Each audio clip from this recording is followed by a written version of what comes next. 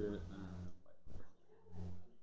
Theoretically, it's all live now, but I don't. Not on the website. I'll just like, but I'll like I scheduled it so it's live now.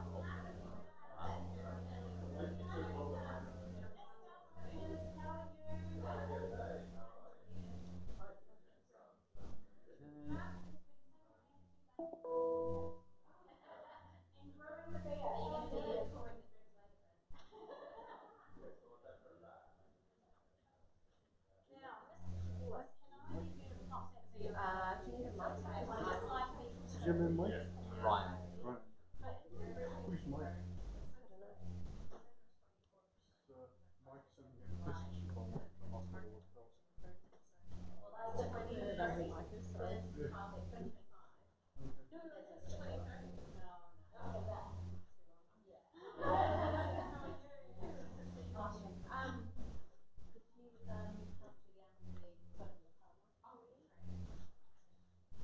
Hi, how are you? Good. I think this is the. Or am I sitting it live now? So I'm just going to put it into a like yeah.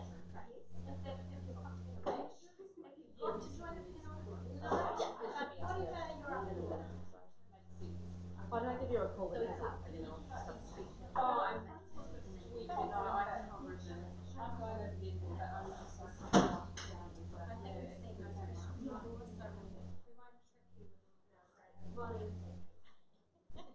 Money questions.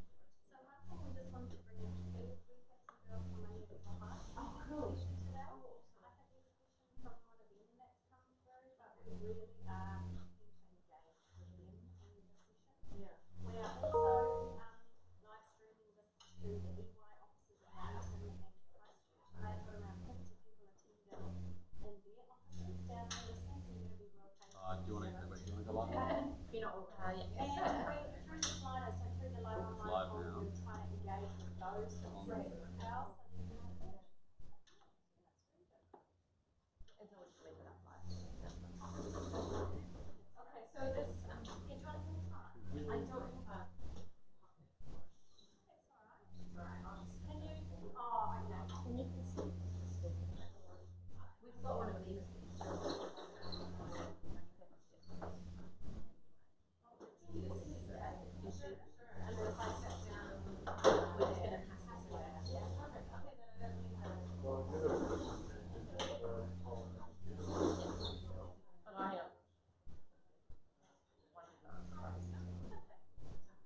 I mean, it's all live.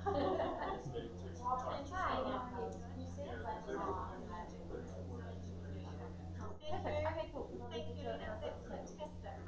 Really good. Thank you. You know what? I'm going to be a real pain. Yeah, perfect. Thanks so much. Bring that banner and switch out the Infrastructure New Zealand one. Okay. Same here. It's switched off. It's nice colour. Good. It's really what I was doing. Yeah. Great.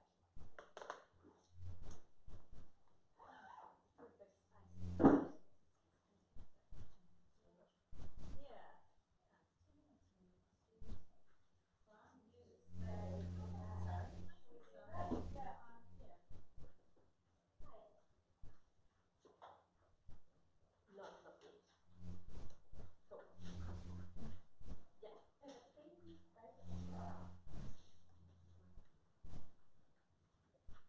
And then we just need to be on a train at 18.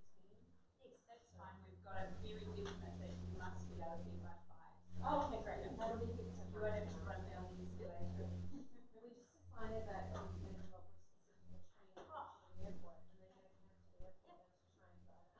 Yeah, this time of year. That's perfect. No, right above the train station. Yeah, it's literally right downstairs. Yes, thank you, sir. Yes, love it. Very good. 23% of population, 30%. Yes.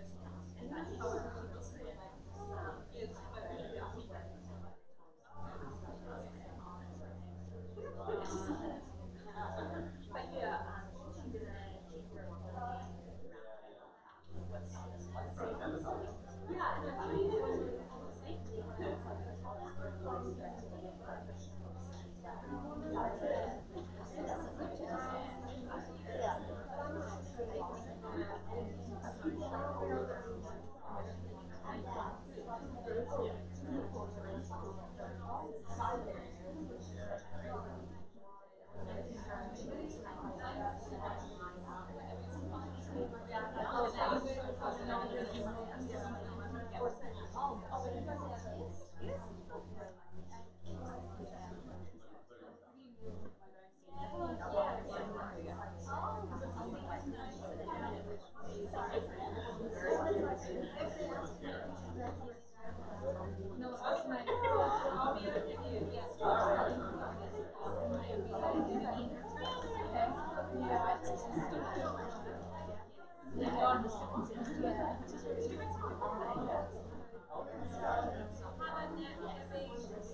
prospect of going back to work on Monday.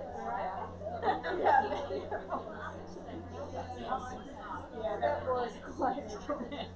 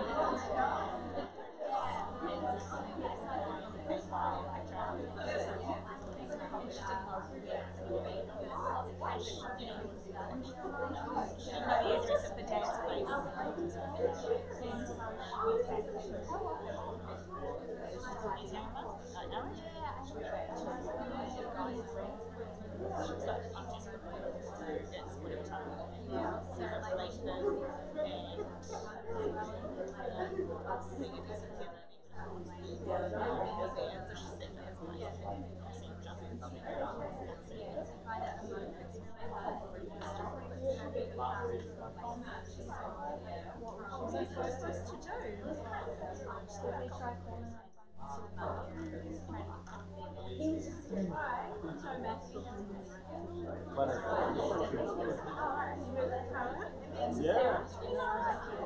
Are you involved in coordinating design? Glad it's finally happening. So is that easy? So are you sharing apartments or sort of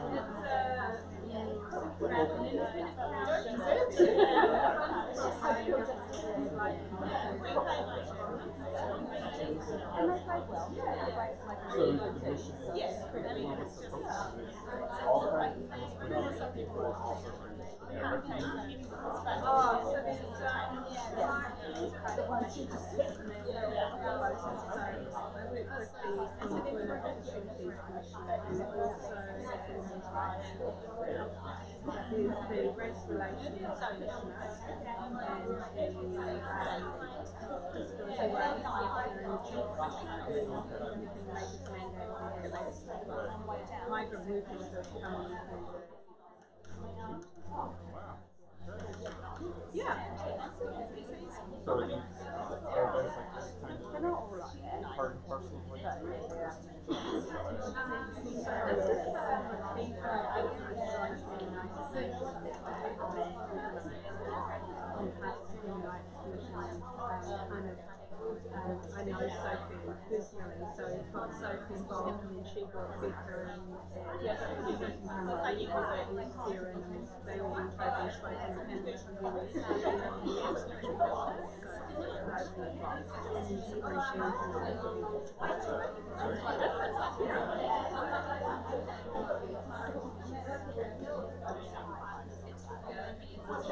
and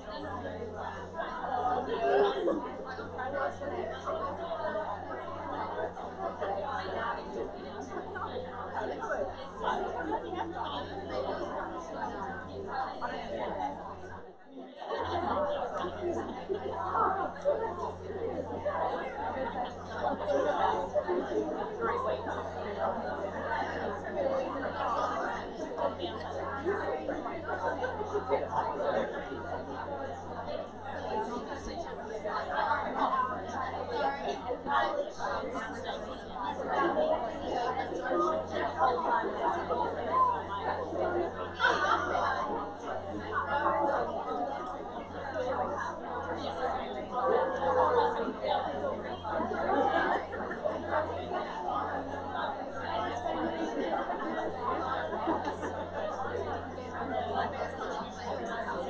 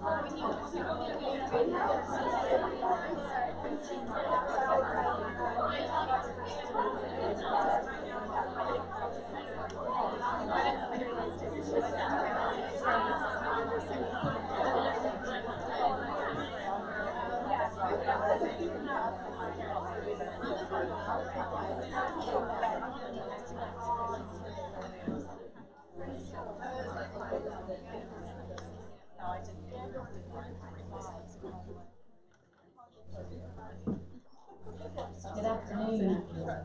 Tēnā koutou katoa. My name is Sophie Dawson, and I'm from the Infrastructure Advisory Team at EY. And it's my great privilege to welcome you here today, where we're hosting the Access to STEM Education for Women and Girls in New Zealand, and reflections on the United Nations mission on the status of women, the event that our group of speakers attended in March earlier this year. I'd like to say a special welcome and thank you to our keynote speaker, the Honourable Julie-Anne Genter, Minister for Women. And thanks to the Human Rights Commission and of course Infrastructure New Zealand for helping to organise this event. Thanks also to Manurewa High School. As a result of EY's partnership with the school, I'd like to welcome the students and teachers here today in Auckland. Daryl Lee Wendelborn and Dean Becker, who is going to be on the panel discussion today, sends her sincere apologies. Unfortunately, she is unable to attend the event today due to being involved in the ongoing crisis management meetings for Sky City Convention Centre. And just a little bit of housekeeping before we start. So bathrooms are halfway down the hallway that you just came through on the left-hand side. And in the event of an emergency, please follow the emergency exit signs and exit down the stairs. Thanks to the Human Rights Commission's Ryan, the event today is being live streamed to similar gatherings in EY's Wellington and Christchurch offices. So please try and keep the background noise to a minimum, as thanks to our sensitive microphones, any background noise will also be live streamed to Wellington and Christchurch. I'd like to acknowledge today being an auspicious day for this event. It's 100 years since women could stand for the New Zealand Parliament. On the 29th of October, On the 29th of October 1919, the Women's Parliamentary Rights Act passed into law and women could stand for election, which I'm sure Mr. Genter is very well aware. Now I'd like to invite Sarah Lang from Infrastructure New Zealand to say a few words of welcome. Sarah has many accolades. She's the founding member of the Women's Infrastructure Network in New Zealand. She's winner of the 2018 Women of Influence Award for Diversity. She's 2019 nominee for the Kiwi Bank New Zealand of the Year competition. And she's been specially selected by the US Embassy to participate in an exclusive international leadership program in the United States, for which she's recently returned. Welcome, Sarah.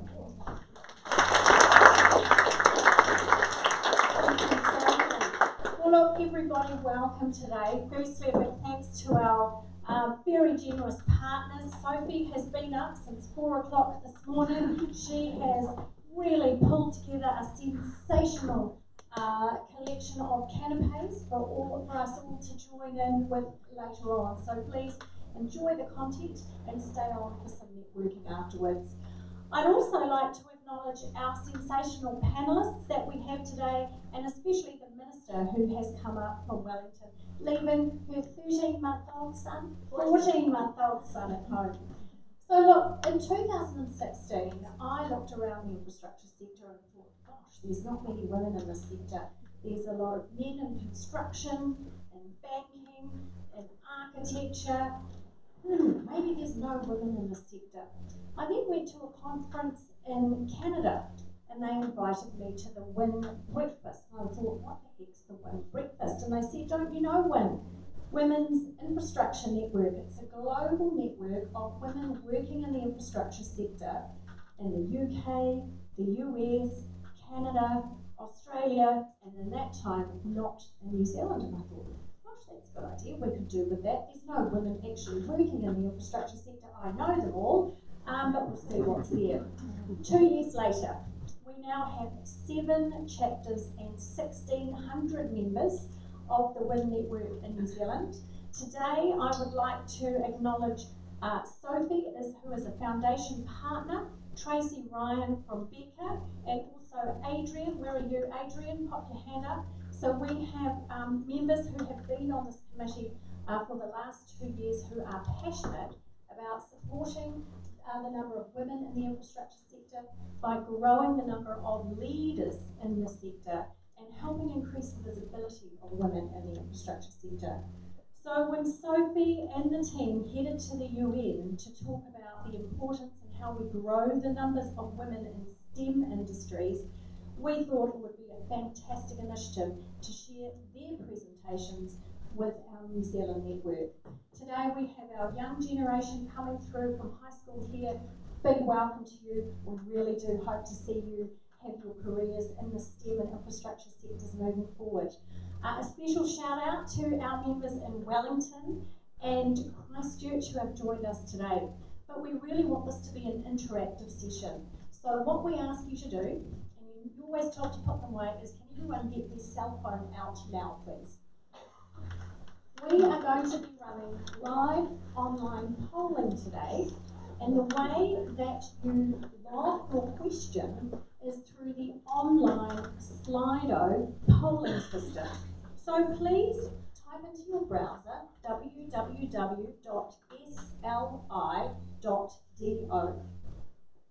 Okay, so look at the screens in front, type that in, enter the event code, hashtag WIN2019, and through the course of the event today, if you have any questions you'd like to address to the panellists and to the Minister, log those questions on the website. If the question has come from this room in Auckland, please put a capital A in brackets at the end of your question so we know that question is from our Auckland group. For the Wellingtonians, please put a W at the end of your question. And for the Christchurch people who are live streaming in today, please put a CH. We would like to choose questions from around the country for this event today. So has everybody got the hang of how to get into Slido? Is it working for you all? Great. So we're going to use that a little bit later, and we are going to really have an engaged session. You don't have to feel shy because you don't have to stand up in front of everybody. That's the dream about Slido. But please do think about some questions that you'd like to pose to our panellists. So, enough housekeeping from me. We are very honoured to have Minister of Women, Julianne Jetta, all the way from Wellington. She's also the Associate Minister of Transport and Health. She's been a long-time player in the industry. She's an expert on parking policy. She's a staunch supporter of women in the industry. Please give Julianne a round of applause.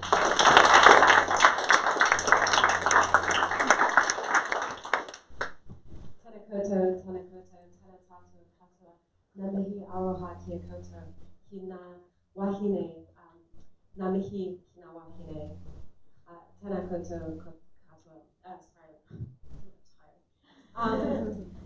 I'm so excited to be here because this particular topic is one that I'm really passionate about, and I thought it would make sense if I just talk briefly about why I'm so interested in both women and infrastructure. And that is, I think, you know, when I was in high school, I was really driven by a desire to have a job that could be helpful. I just really wanted to help solve some of the problems that we're collectively facing.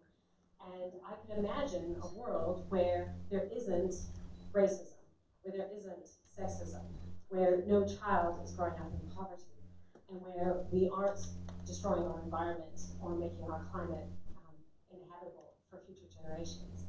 And I'm absolutely convinced that there are practical solutions that we can all be part of that will help us solve each and every one of these problems. And indeed, when I went to university, I ended up studying at University of Auckland for my master's, and I studied urban planning, because when you look at infrastructure, it shapes the way that we get around our cities. It shapes the way we live in our buildings, how much energy we use.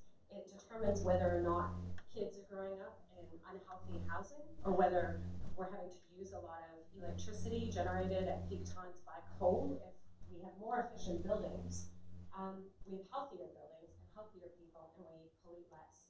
If we have more efficient transport that's designed for everybody's needs, not just for people driving cars at peak time into and out of the city, then we actually can solve some of our health challenges. People can live and grow up in healthier, happier cities where we have less pollution, more activity, more beautiful public spaces, more safe public spaces. And all of that addresses all of my concerns about equity and environmental outcomes. And so I thought, sweet, I'm just going to get this job and help solve these problems. But even if we know technically how to solve those problems, we still have a political project to make them into reality. And that's how I ended up getting involved in politics. And as Associate Transport Minister and Associate Health Minister, I tried to marry up my different portfolios so that I'm looking after women's health, I'm looking after active transportation, how that can contribute to population health outcomes. And as Minister for Women, it's my role to advocate for women and girls. But in that role, I've also wanted to really emphasize that there is a special responsibility we have to look out for women of color, Māori women, Pacifica women, because the reality of our history is that it hasn't been fair. And if we want to make it fair, we have to acknowledge the fact that for many decades and centuries, it wasn't fair. And that's clear just with this history, monumental day that we're celebrating today, 100 years since women could stand for parliament. It's only been 100 years, and it hasn't even been 100 years that we've had female elected representatives in local and central government. And the reality of our history in Aotearoa, New Zealand, is that it has been dominated by European colonization. And that means that people who aren't of that particular background face additional challenges that we still need to dismantle if we want a fair society. And so as Minister for Women, I think it's important to acknowledge that while I'm working on closing the pay gap for all women, the pay gap for Māori and Pacifica women and Asian women is worse. And that should be our priority, because we want things to be fair, and we want to lift those who are the most discriminated against and the most underpaid for their work. That has to be a priority. So that brings me to CSW. CSW, who's heard of CSW? I hadn't heard of it before I was Minister for Women, so don't be embarrassed if you haven't heard of it. But I think it is a really useful international forum that if we work with it correctly, we might be able to use it to assist us to gain support for the sorts of changes we want to see here in Aotearoa. So the Commission on the Status of Women is a UN forum that happens every year. It's actually the second biggest UN event. And women from all over the world meet there, not just elected representatives, but people who work for government, like government ministry people, and also NGOs who are advocating for things like sexual and reproductive rights, women's groups that are advocating for a whole host of different areas where things can improve the lives of women and girls. And we have to also acknowledge that in many countries of the world, things are worse for women than they are in Aotearoa, New Zealand. But I thought it was so interesting when I attended CSW and I talked about transport. Not many people there they came from different advocacy backgrounds, and they weren't necessarily working in that space of how does infrastructure affect the lives of women and girls, and how can we use infrastructure, and particularly sustainable infrastructure, to improve the equity outcomes we want, and how can we use the equity outcomes we're seeking, like getting more women involved in infrastructure and STEM, to achieve some of the other outcomes we want in terms of sustainable infrastructure. And then I went to the International Transport Forum, which is another international organization under the OECD, which is, you know, they're just these groups of countries that have agreed to work together, basically. And we have an annual forum in Germany. And I was talking to someone there about being Minister for Women and how I was linking these up. And he said, oh, God, I never thought of that. You always think infrastructure is gender neutral.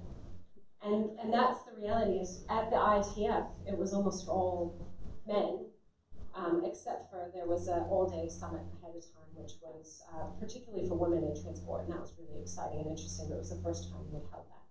So at CSW, every year, all of these groups get together, and the governments will negotiate certain terms and objectives and things they want to achieve, and it's been really hard lately, especially with the current United States administration, and I can say that because I was born in America, and I'm a dual citizen. They've been really bad on sexual and reproductive rights. But the theme for this last CSW was sustainable infrastructure and how that affects women and girls. And so I think if I could just, because I want to keep it really high level and interesting, because I think when you get down to the detail of these meetings, it can be quite boring. What I do want to say is that it's actually, there's a huge opportunity here, and most of the events that I go to that are infrastructure or transport related are still very male dominated and still very Pakina, like New Zealand European. And we need the people involved in designing our infrastructure to look like the people who use that infrastructure and the communities it serves. And that is a real opportunity. If you can, maybe right now, it's going to help that we have the Infrastructure New Zealand, the Women in Infrastructure network here in New Zealand. That's helpful that you can start to see what you could be. But I just want to put it out there, even if you can't see it, if you're excited about the possibility of creating healthier, happier, fairer communities, infrastructure is a great way to do that. It can be a really fascinating career. Whether it's in science or technology or transport or water or building and construction, we need more women to get involved, and we can really use your talent and your perspective. And then the second thing that I would say is that it's really important that we achieve the outcomes that we want in terms of equity. So closing that pay gap, closing the gender pay gap, but closing the ethnic gender pay gap. And part of that is recognizing that what have been historically female-dominated professions, which are not usually in infrastructure, they're usually caring professions like nurses, midwives, people looking after the elderly, early childhood education. Recognizing that those are as valuable, skilled professions as the people who are, guarding the prison cells or building buildings. So it's not just about getting women into these areas, while that's really important. I think the other part of closing the pay gap is recognizing that caring professions are incredibly valuable work. They've been historically undervalued due to sexism, and that's something the government is really trying to fix. And so I just think that we have this amazing opportunity, and looking at this room of fantastic wahine, I want to say to each and every one of you that if you're already working in the infrastructure space, that is awesome, and please do get involved in networks like Women in Infrastructure and do engage. When we have these international forums, there are opportunities for us to engage with the people who play the same role as us in other countries, and we can learn from them, and we can help build support here in New Zealand for the sorts of changes that have already happened elsewhere. One example I can think of that I was talking to a lot of my colleagues and contemporaries about was pay transparency. So in Australia and in the UK, and a number of other countries, I think France, Germany, Iceland, they have regimes in place where companies and employers above a certain size are required to publish and report on their pay gaps. And so here in New Zealand, we don't have a regime like that. It's one that I know the Human Rights Commission has been doing work on, that this pay transparency is so important. In order for us to make things fair, we need organizations to take the problem seriously. And some private organizations are doing that, but we can't just leave it up to the ones who feel like it. We actually need to build support for requiring that and build some support around how we do that. So anyway, it's a pleasure to be here today. There's many things we could talk about, and I look forward to your questions on the panel. Noe ora tēnā koutou, tēnā koutou, tēnā koutou te katoa.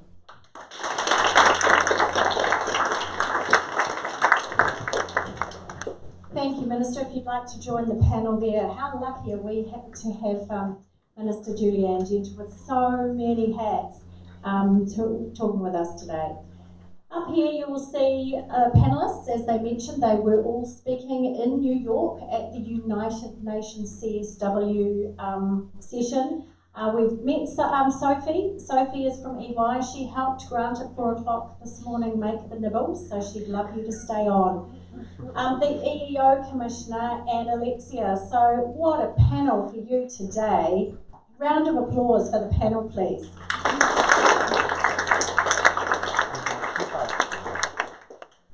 So I'd now like to hand over to Karanina. Karanina is the EEO Commissioner, and she is going to be the moderator for the panel today. Welcome, Karanina. It's fantastic to have your involvement and be partnering with you and your team on this event today. Please welcome Karanina. Thank you.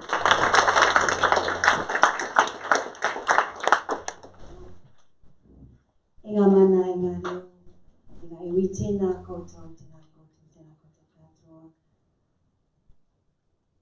Ngati whātua o rākei, tēnā koutou if you're in the room. So, talofa, kia rana, nizambula vinaka, top of the afternoon, etc., etc.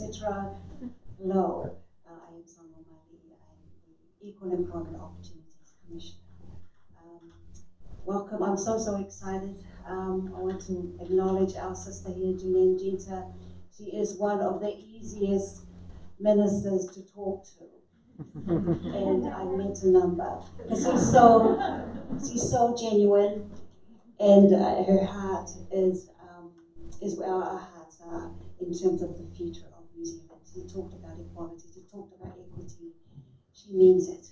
So I just want to acknowledge you. I think you're awesome. Thank you very much for making our meeting. Thank you also to Sophie and Sarah for getting the group here. Thank you to the superstar next to me, Alexia Hubertino, who's going to talk to you. I'm extra proud of her because her mum's Samoan, just so I'll put it out there.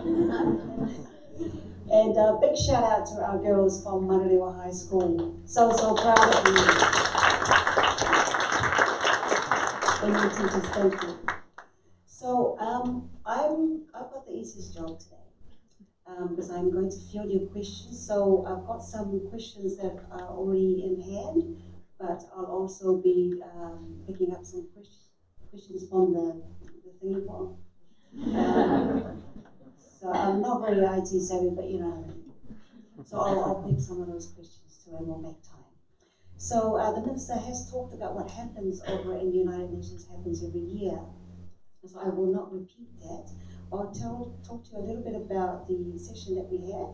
So the theme of this year's gathering at the United Nations was social protection systems, access to public services, and sustainable infrastructure for gender equality and the empowerment of women and girls. So the Commission decided to use the part of the theme about sustainable infrastructure for gender equality to organise an event called Access to STEM Education and Infrastructure Careers for Girls and Women in Aotearoa. We were able to convince our superstar panels, and we have another sister who's not here today, so that's Daryl. And as mentioned before, she's caught up with the SPARC events. We were able to convince our superstar panel, and we asked them to talk about the challenges and solutions for girls and women accessing science, technology, engineering, maths, and education at the primary and tertiary levels of education. We also asked them to talk about recruiting and retaining women in the IT and infrastructure sectors and ensuring women progress into leadership roles. So it's not enough just to get in. You've got to move up. Otherwise, we're never going to close these gender ethnic pay gaps out. So we'll talk about that. A little bit of background. Digital technology is the fastest growing industry in New Zealand. In 2015, the tech sector added 16.2 billion to New Zealand's GDP and employed 98,000 people. It was 8% of New Zealand's GDP in 2016. However, 28% of tech companies report they struggle to find skilled employees. In 2016, 23% of people in the tech industry in New Zealand were women, so a few. Only 16% of the current engineering workforce in New Zealand are female. Men in New Zealand are twice as likely to study ICT and 5 times as likely to study engineering at university as women. So construction in New Zealand is worth $16 billion, the last estimate. In 2015, 82% of engineering students and 69% of ICT students were male, according to the Ministry of Education. So the gender pay gap that we talked about is around 9.2, 9.3. That's comparing the median income of women to parking men. The average salary in New Zealand was $56,472 in 2017, while the average salary in the tech sector was $95,000. Clearly, we need to get into the tech sector and get our daughters and everyone else's daughters into the tech sector and to study STEM. The Minister also previously talked about the ethnic pay gap, so I'm really, really encouraged to see among our young that we've got a diversity group there, because we do need to get our numbers in and convince our parents that this is also a pathway for us, not just for our brothers and our boys. I remember when I was I studied chemistry as my science degree. I was one of 3 brown girls at the back of the organic chemistry lecture room. I anticipate that that's probably changed quite significantly now, so it's great. And my daughter, who went to university for a year, decided it wasn't for her, and then she's picked up welding. So I tell that story because he discovered how to melt plastic using sound waves. Do you guys know that? Very, very exciting. Anyway, so we can do it, and I think we're in a moment in time in our country where we're ready and open and liberal mind about where girls should go in their careers and having a choice. So I think it's fantastic. So enough talk from me. I will now hand you over to this amazing young woman superstar here, Alex Alberto, to talk about why you want to talk about lip gloss. Awesome. Thank you. Kia ora Toiklava, and warm Pacific greetings. Good to be with you all this afternoon. Before I get into my speech, I'd really just love to thank you all for coming here today. It's so awesome that we're here in a room full of like minds. So when I say go, here's what I'd like us to do. I'd like for you to stand up, turn to the person next to you on either side, look them in the eye, and say, "You're awesome, thank you for coming today," and then give them a high five. Are we ready? Okay, stand up, turn to the person next to you, "You're awesome, thank you for coming today." I'll give you a reference. You're awesome, thank you for coming today. High five. You're awesome. Thank you for coming.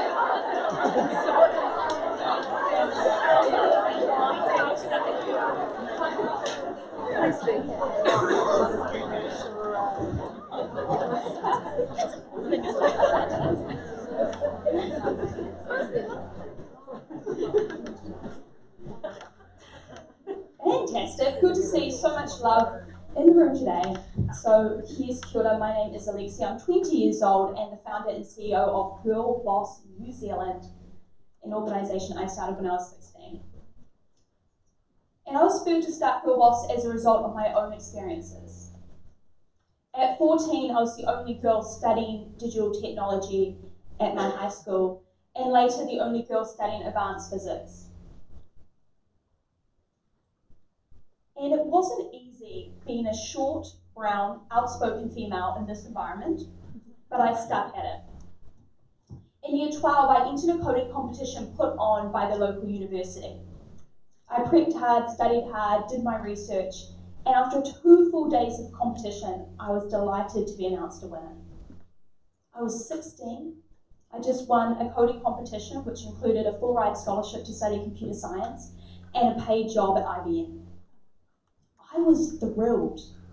This was my moment. I was 16 and I was on track to achieve my dreams and have a safe, secure, glamorous path in technology, something I dreamed about since I was 8. And the next day, my proud teacher announced the news to the boys in my class. Now, I was feeling pretty cool, to be honest. So I walked in there the next day, expecting a bit of fanfare. Perhaps some slaps on the back, some congratulations from the boys in the class, perhaps a standing ovation. Perhaps my computer in the computer lab would be engraved in my honour, Alexia coded here. This was the sort of standard fanfare I was expecting, but instead I got a completely different reaction. They swarmed, their tone interrogative, condemning, ignorant. You only won because you're a girl. They probably just wanted you for the promotional ads.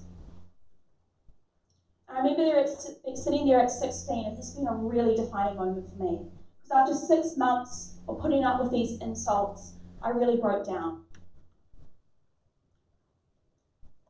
This experience in my Year 12 IT class and the injustice of it changed my life forever.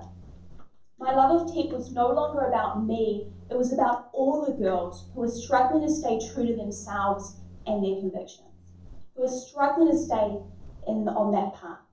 I started to wonder, are there other young women like me sitting alone in classrooms across New Zealand? My personal dream of a cushy job in IT seemed inconsequential compared to the mammoth task of tackling misogyny in tech.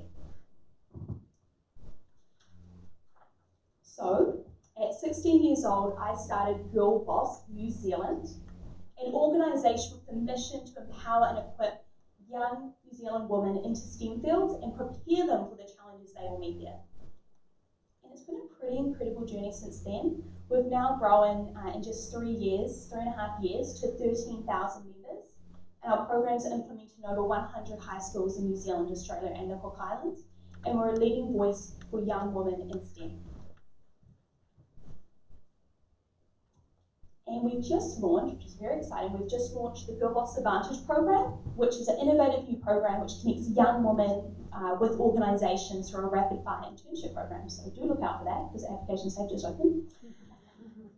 Now, the question I get asked most often by young women in my workshops is, what industry should I go in to be future-proof?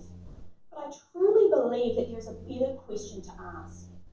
How can I be more entrepreneurial, digitally equipped and adaptive? How can I be more empathetic? Because the empathetic, digitally equipped entrepreneur will survive any wave of automation, and that is what we teach at Girl Boss. In New Zealand, only 3% of our 15-year-old girls are even considering a career in technology. Only 8.3% of our chartered engineers are women. Women's current predominance in fields such as retail and administration, combined with their relative absence in fields such as technology, engineering, and entrepreneurship, means that the fourth industrial revolution will hit women most. In the UK alone, women will be twice as likely to be automated than men. We must do something to change this. What is the one most powerful action we can take to encourage more girls into STEM? According to the Atkins Global Report, even more powerful than STEM role models is discussing the underrepresentation of women in STEM. It is the #1 most powerful action we can do to change women's mindset about going into STEM. And at Girl Boss New Zealand, we share the stats at start. We share with young women my experiences in STEM. I share with the young women that currently such a small percentage of young women are considering a career in STEM. Now, many people think this would frighten young women, but in fact, I believe the opposite is true. When they hear about this, they want to be part of the solution. We are Generation Z. They say the millennials had the Kardashians, for Gen Z, our heroes are activists. We love a good fight, and I often find that it's really effective when talking with young women to ask them questions like, are you going to be a trailblazer? Are you going to be the one to push forward this industry. When young people in your life imagine an engineer, are they going to imagine, or a scientist, are they going to imagine Einstein, or are they going to imagine you? Really giving them the baton, saying you are the one that can push forward this movement. That activist language is really intense, it's really powerful, but very, very effective in engaging young people in STEM.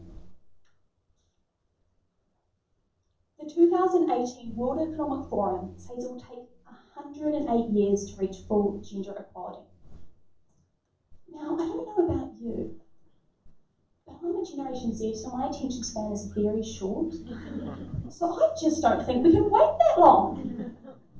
I recall recently I was talking to May Chen, and she's a very well-known New Zealand lawyer. And she turned to me and she said, "Look, Alexia, I'm old. And people have been saying to me for years, don't worry, May, women are coming up in the pipeline. It will just take time." And then she turned to me and said, "Well, they must have died in that pipeline."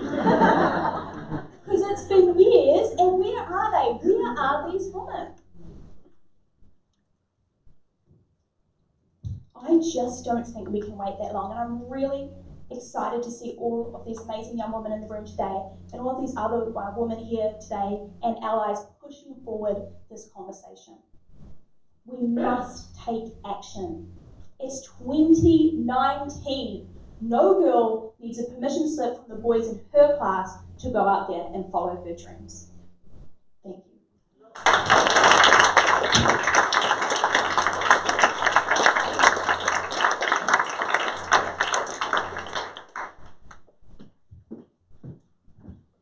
So when I call her the boss, she is the boss. Thank you very much, Alexia.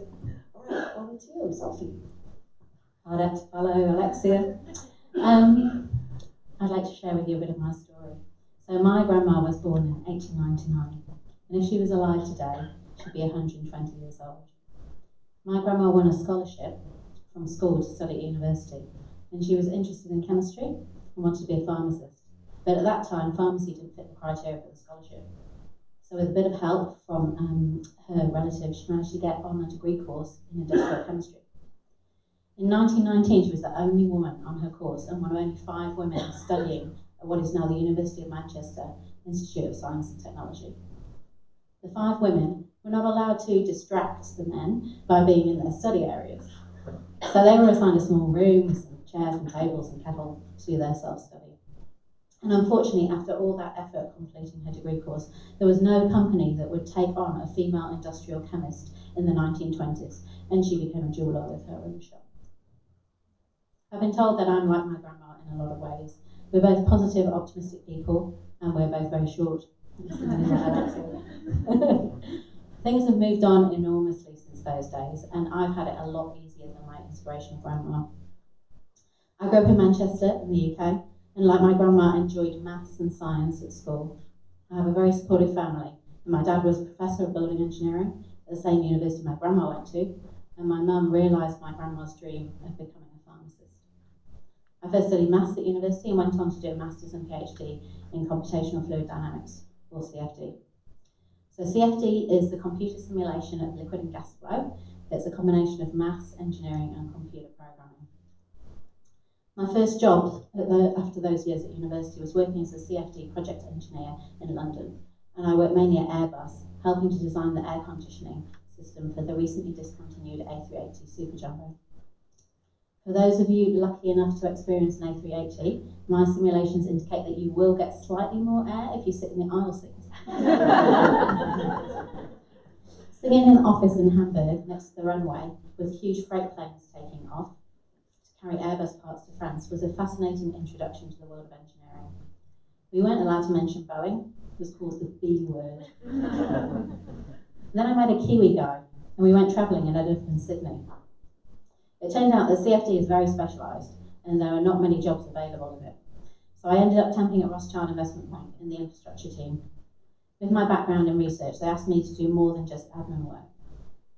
They quickly realised I had an aptitude for number crunching, especially financial modelling, and it all worked out well with the Kiwi guy, who's now my husband. So after a few years with our first child on the way, we moved to New Zealand to be closer to his family. I also made a conscious decision not to continue in investment banking. It was a very high pressure, work hard, play hard environment. And at that point I felt I needed to concentrate on my family. So I started at EY. EY's purpose is building a better working world.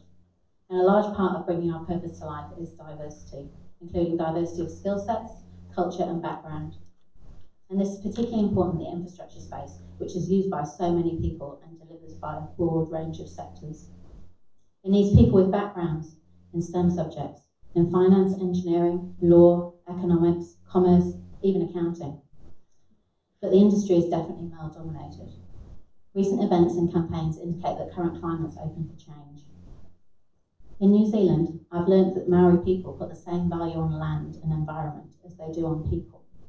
And this holistic way of thinking is something we can also apply in infrastructure. Our government tries to drive an outcomes-based mindset in infrastructure projects. So not just by building a new road, but by asking how we can improve the integrated transit network. Not just by building a new prison, but making sure the programs and design will help to reduce reoffending rates. Not just by building a new hospital, but looking at health equity and educating young people to try and shift the dial from reactive to preventative healthcare. This holistic way of thinking can also be applied to the teams of people delivering the projects. EY is quite a progressive company promoting diversity. In recruitment, our #1 focus is diversity, and initially gender diversity. Almost a quarter of the 30 people in our New Zealand infrastructure team are women, so there's still a lot of work to be done. In other countries, EY recruits on an equal gender basis, and that means if there are 10 roles, we aim to hire 5 males and 5 females. In New Zealand, we just don't get enough candidates to do this. We sometimes get 20 male applicants to 1 female. One reason for this is that women in STEM subjects aren't necessarily aware of the infrastructure in professional services firms as a career path, rather than classic engineering or science companies. So to help even the balance, we run targeted events to identify future talent and build our brand at universities, so careers fairs, speed networking, clinics for resumes, talks from senior leaders, and our Corporate Finance Woman of the Year competition. We found it most effective to have women from our team attend the events to encourage the female university students to apply. Go figure, women like to speak with or hear from other women already in the role. Sounds like a simple solution, but it can be difficult to arrange when the burden of this falls on the shoulders of the very few women in the team. And I have my suspicions that most of the students just come along for the free pizza anyway. At the other end of the spectrum, we're trying to increase the number of women in EY senior leadership. Our immediate goal is to achieve 30% female partners. We're currently sitting at 22% across the New Zealand and Australian partnership. We have a variety of programs to support and grow the pipeline, and I'll touch on a couple of them here. So one's a sponsorship program, where senior partners are responsible for advocating for a female director to assist them with their career path and raise their visibility within the business. Another is called Include, where a group of senior females shadow the leadership team in their meetings and decision making to increase the pipeline for women in senior leadership roles. And something else we've been working on is the gender pay gap, which at EY for peer-to-peer roles across New Zealand and Australia is now less than 1%.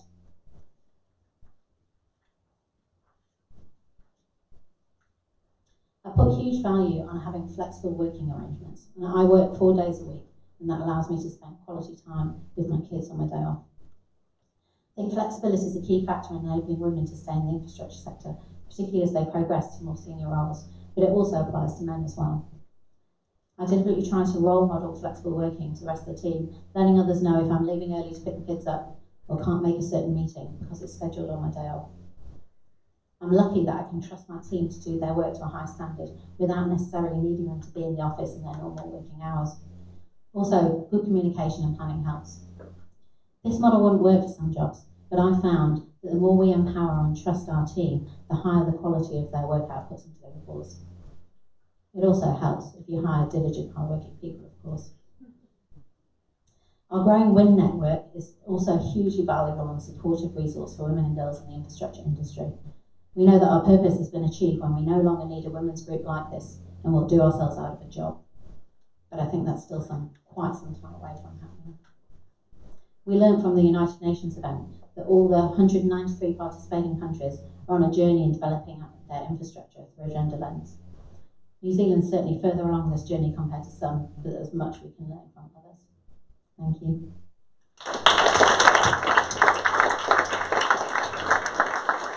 Thank you very much, Sophie.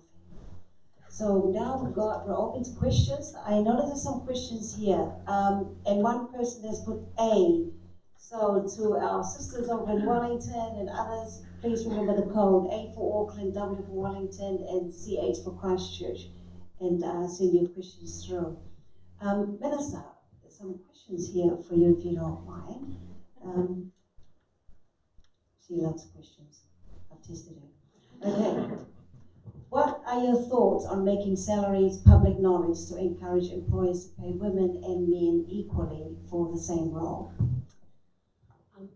So that's exactly the point that I was talking about pay transparency. So there are different ways of doing it. And I think while everyone can agree that it's hard to argue that large employers shouldn't at least be public or report on what their pay gap is, how the reporting is done is kind of where we get caught up in a debate about how to implement it. And so EY is part of the Champions for Change, which is a group of private organizations who are leading on increasing diversity and solving this problem. And I do know that recently the Champions for Change launched a report on pay gap where 22 of them signed up to measuring by a particular methodology, and some of them actually published it, including Westpac, and I think Sparkton as well. And so that's kind of the first steps. But I do think when you look overseas, ultimately just making it part of business as usual that employers over a certain size measure and report on pay gap is really important to ensure that there is that momentum to take action on it. Most of the organizations that I've talked to who do participate in gender pay gap reporting have been unpleasantly surprised at what the outcome was, but then they've been motivated to do something about it. But there is a question about whether, for privacy's sake, you don't want individual people publishing their salaries, and yet we still need to make it possible for organizations to be transparent about the fact that, we're looking at our starting salaries, we're looking at people at this level of experience, this many years. When they start breaking it down like that, they usually find that there is inequity in salary that they cannot explain. And so that's where the unconscious bias is at play, and that's where they have to take steps to fix it. So it's one of the things that I would really like us to be able to bring in is pay transparency, but I'd say we're not yet at the stage where we have consensus around what the specific type of reporting would be. I should say that governments do report on their pay, like all the government ministries and private entities do report their pay gaps, so it is possible. Thank you. I mean, that unconscious bias comes up all the time.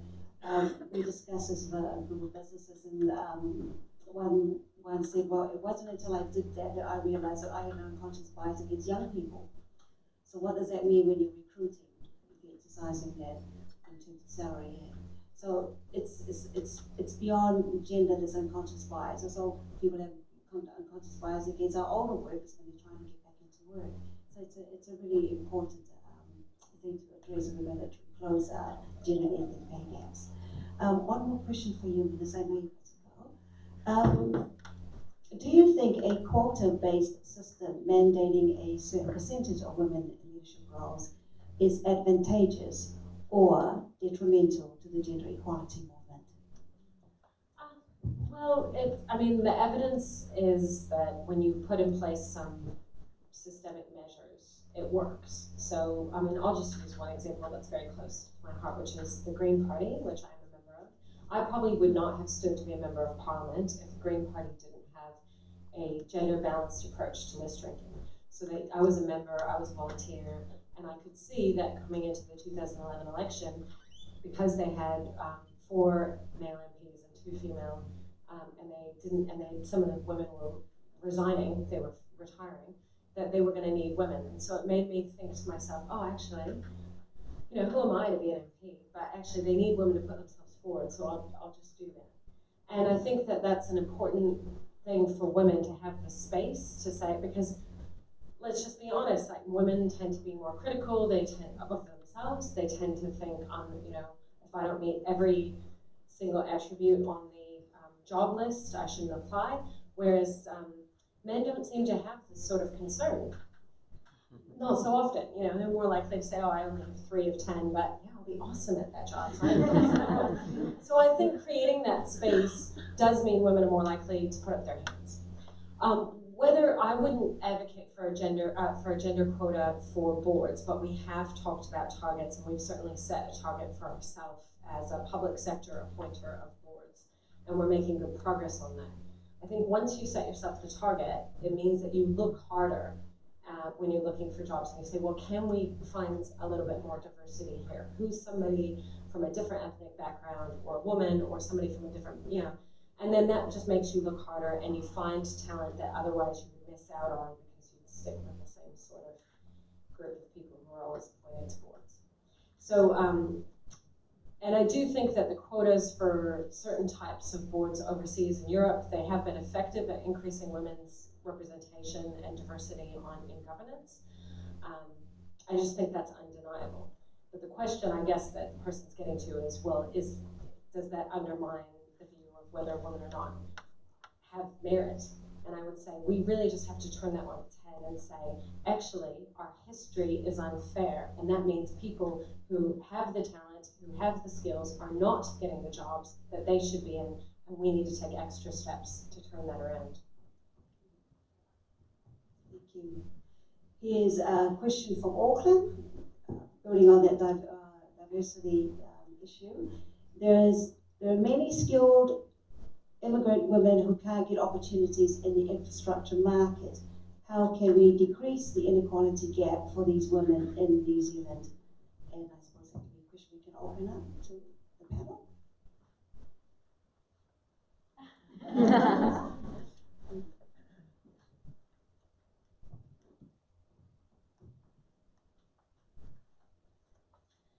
I think that you know, decreasing that gap is about welcoming, making it open, as the Minister was just saying, and making sure that they know that those opportunities are available to them. So I think that, as you say, the men will go for a role if they don't tick all those boxes, but just making it really clear that we are looking for more women in the sector, and we are looking for more diversity in terms of culture and in terms of gender, so that those women know. We do have a number of programs at EY that help get more Pacific Islander. So we have a EY Tahi group, which is Maori sector focused, and we get a lot more interest from Pacific Islander and Maori people to that group, but it doesn't mean that at EY we don't just recruit in that one group for Maori and Pacific Islanders. So it's just really getting the message out there, I think. Well, there's probably something we need to do in terms of qualifications and recognising qualifications. I think that is probably something government could do, but that's not my area. Sorry, I'll bring that up with my colleague, the Minister responsible, that we recognise people's qualifications and experience from other countries. I think there are some barriers there. And probably the most important thing, I would say, for any organisation is to go out there and talk to the people who are missing and find out what the barriers are directly from them, so they can be involved in helping you identify and dismantle them. Thank you. There's a question again from the Auckland crew. Come on, Christchurch and Wellington, send your questions in, and this is to Alexia.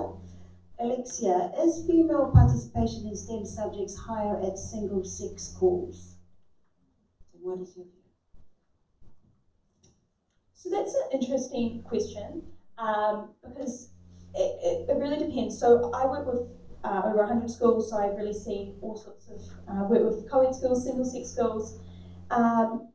So it's some of the best schools that we work with, or so the schools that we work with closely are single-sex schools generally. So we've got a really strong Girl Boss Club at Westlake Girls High School, and they've got a really strong STEM program. We work with them a lot. So that can be great. However, there can be issues when we work with our smaller single-sex schools, or our single-sex schools in regional or rural New Zealand, or in some single-sex schools that don't prioritise STEM education. There's even private single-sex schools in Auckland that don't even have a pathway for engineering because it's not a career that they think is traditionally appropriate for women to go into. And so I think that can be an issue when those subjects aren't even offered at single-sex schools. Whereas even when you go to co-ed schools in those smaller areas, they'll still have it because the boys will be bolstering up the numbers in the classes to make it possible.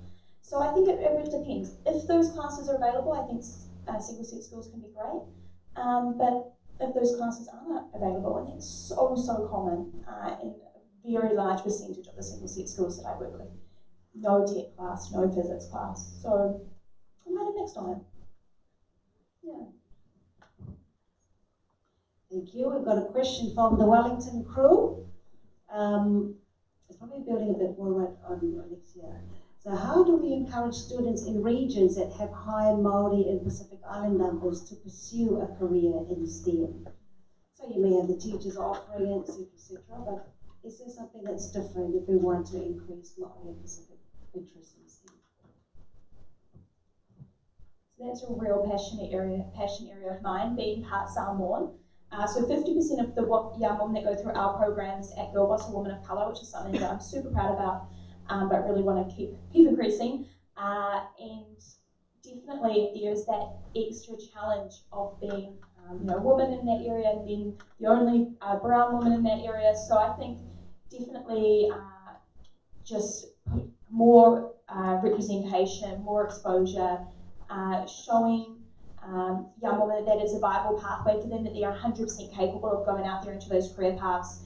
So just ramping everything up really, just to really show them that, hey, this is a place for you. And something that I've really noticed and why I launched the Girlboss Advantage program was around a lot of the time young women, I'd bring these amazing young women into engineering companies and tech companies, and now these amazing young women that step into these corporate environments and then just kind of turn into kind of a shell of themselves and go really quiet and not feel comfortable. And I'm like, oh, you come on, you're awesome, kind of, get out there. And then I realized, and something that I even reflected on my own journey was, for a lot of young women, they're not comfortable in those environments. They've never, they might be the first in their family to go to university, or they've never really stepped foot in a fancy corporate office like this before.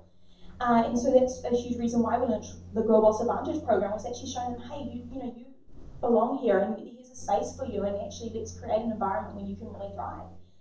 And so, yeah, definitely, I think all of those intersectional factors play a huge part.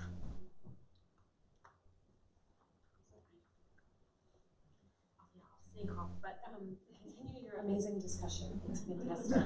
Thank you. Thank you so much.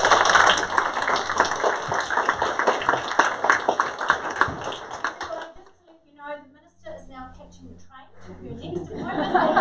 Minister of Transport. But look, Minister, it's been fantastic. Thank you for sharing your time with us. Everybody else, no. More questions. We've got to keep this panel busy, and I'm going to escort the Minister out, and when I come back, it's all go. Here, you have to earn your drinks, okay? Right, we've got another question. I think this relates to how we raise our children. Now, I don't know which site it's coming from. We haven't used our codes, but anyway, here it goes. If you have daughters, do they play with Lego? Would that make a difference to more women in STEM? What else would? We hand it over to you. I actually have two sons. They both play very much with Lego, but they have friends who, girls who come and play with Lego all the time. I don't think that there's maybe as much of a difference between my sons and their friends who are men and female as to what they play with. They tend to seem to play together, but I think it depends on the child more than anything. I have a friend who has a daughter who was told at the age of 6, who's the same age as my oldest son, she was very into science, and she was told that that's not for her at the age of 6 by her other students in the class. And now she is has a segment on What Now every 3 weeks doing science experiments, so she showed them. So yeah. So I think that kind of stereotyping for gender can happen really early on. for boys and girls, and it's just being aware of it and making sure you don't always give the dolls to the girls and the Legos to the boys. My sons have dolls. Yeah, when my kids were young, the relatives would bring the cars and stuff for my son, and my daughter's now doing well. He said, "Oh, I want a car too." You know, but here is another question. If a woman takes a break from her career to start a family, do you believe she can re-enter the industry and continue forging a path? Does a woman have to choose? So I took 2 breaks and having both my children, and I don't believe that it really changed too much, although I did change my path from being in an investment bank because I thought that probably didn't align with my priorities at the time. At EY, I know of people who've gone on parental leave and have been promoted while they've been on parental leave to partners and directors. So I don't believe that it can affect your career, but I think you just need to work at it. I know that at EY that we make sure that we keep in touch with anyone who's gone on parental leave, whether it's male or female, or has taken a career break. Just making sure that you keep up those connections, making sure that they're invited to any team events, and just that they're still involved can help if they are on a break. So yeah, I think you just need to make sure that it doesn't affect if they do want to come back, and then giving people opportunities to come back to work, maybe part-time to start off with, can also help. So yeah, there are ways and means to assist with that. And then this question is, I suppose this goes to your personal resilience, really. What kept you going through the trials and tribulations? So this came from one of our students. Thank you. So I think what's been really key for me is been really focused on what my purpose is or what difference I want to make, and having that really clear. So kind of finding your why and really keeping that at the forefront. And what I find is often when I feel most drained or most tired is actually when I'm doing things that don't quite align with what I want to do, or I don't quite see the purpose of what I'm doing. So I think what I've really had to realize is making sure that I'm spending as much time as possible really doing the work that inspires me, and also being I'm continually inspired by the incredible young women that I work with. So they really do keep me going through those times, and that sounds a bit cliche, but it's genuinely true. Just seeing the impact that me and the Girlboss team are having and the work that we're doing is super inspiring. But yeah, definitely just asking yourself, why am I feeling tired? Is it because what I'm doing I really don't see where it's going to get me where I want to go, or it's the difference that I want to make? So yeah, I think having real clarity on that has been really important for me on my journey.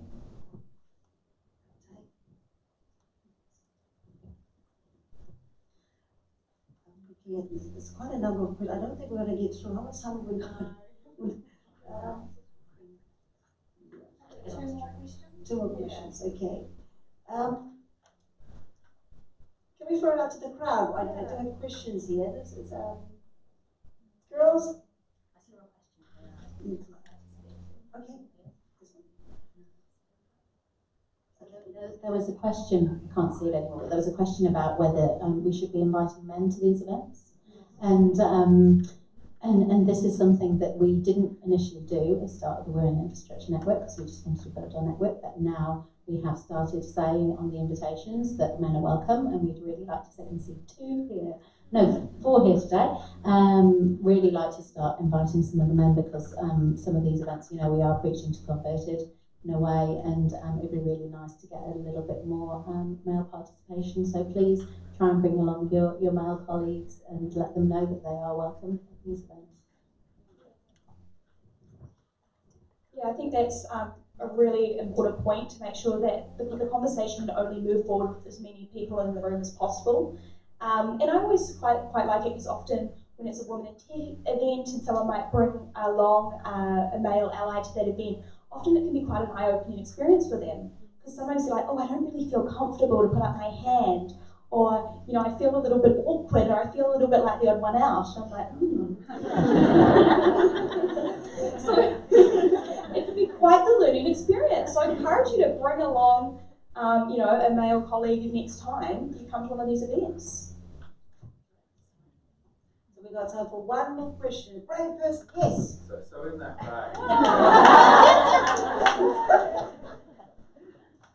the serious question, what can we, you know, what can males do best to help?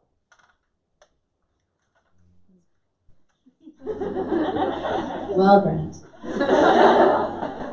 The question was, what can males do to help? I think there's a variety of things that men can do to help. They can be aware of the issues. They can not just maybe mentor, or because I know there's quite a lot of, you know, champions for change, and there's male sponsors and male mentors. They can really advocate for their female colleagues and make them more visible within businesses like these. They can try and put themselves in the women's shoes and the women's perspective. So coming along to events like these to understand what it might be like for women in the infrastructure industry. Some of the things that EY are doing, like, you know, having the shadow board or shadow leadership group, I think is extremely valuable, so that women can see what it is that the leadership are doing, how they make decisions. So there's a huge number of things that men could be doing. But, I've probably forgotten half of them. But if anyone else has got any. Thank you for that question. I think adding those all amazing points, adding on to that, not being afraid to be the one to call out examples of you know, injustice that they see. Often it can kind of fall on women to be the one championing these issues. And I think it can be really, really powerful when men stand up and they say, hey, actually, do you think that's fair? Or actually, she hadn't finished speaking. And it can be really, really powerful. They're actually saying, hey, we looked at our gender pay gap, or hey, there's this event, wouldn't a woman event would be great if this organisation could sponsor it. So, but actually being like, you know what, I'm going to be the one to sort of champion that issue. It can be really, really powerful to show that it's not just a woman's issue, but everyone's issue, and inviting along people to the events and really getting that conversation normalised to show, hey, this is not something that just the Women in Leadership Network are going to talk about, that actually this is something that we all should be talking about. Super, super powerful. So thank you. Just some final comments from me. I always think equality begins at home. So how we raise our sons, our daughters, is really, really important. And we talked about being the champion. You know, sometimes men just listen to men because they see us as naggers, and it's, you know, and so it does make a difference when one brother pulls up another. And you know, if you're a manager and you're looking to your resource being promoted, you might notice actually there might be some other talent that are not on that list, and therefore take responsibility for saying, can we think differently about what we're looking for? Because in that way, then you spot leadership styles that are different. You create opportunities for other people to think differently to be on that promotional list. I mean, certainly we find there's lots of diversity, I suppose, in the entrance level of organizations. But that progression stage seems to have a whole lot of subjective things that prevents that diversity moving up. And often it is our men who dominate those top there. So question your brothers about, what are we looking for? Should we be looking for something different? You know, it's like putting your glasses on and seeing world in completely different light. And that would be really, really significant. Certainly in terms of, and we have to go there, issues of bullying, issues of sexual harassment, we need to all take responsibility for that. If our women are going to be successful, they need to be safe. Who would want to be successful at the risk of compromising your dignity and whatever else you need to? And some have done that, and it's unpleasant, but they shouldn't. Equality is a responsibility of everybody. The dignity of our women and our girls and the opportunities is a responsibility of all of us. And so, great question. I'm so thank you that you're the only man who was so brave to raise that question. That is, oh, sorry, Brian's here too. And another brother there. Hello. So that's the end of our question time, but of course it's time to mingle. So we interval to, but thank you to our panel, big hand to our panel. Thank you very much.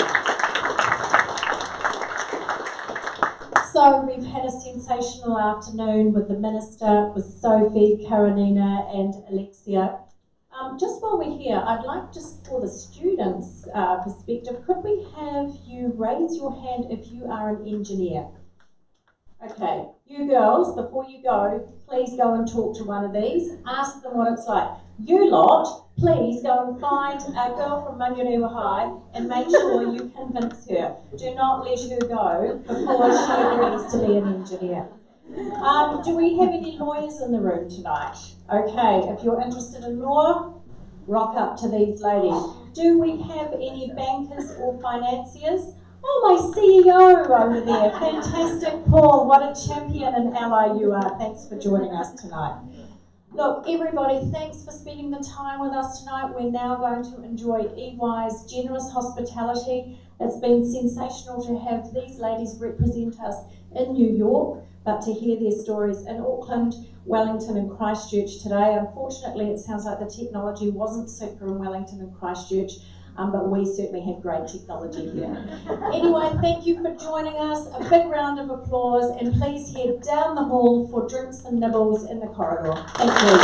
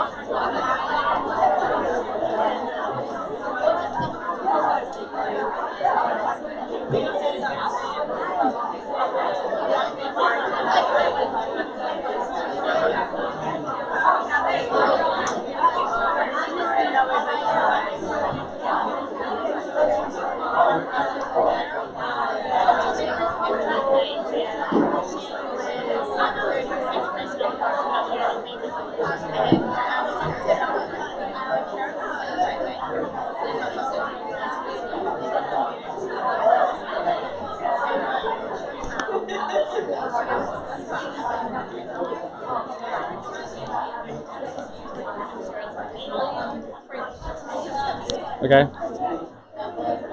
Yeah.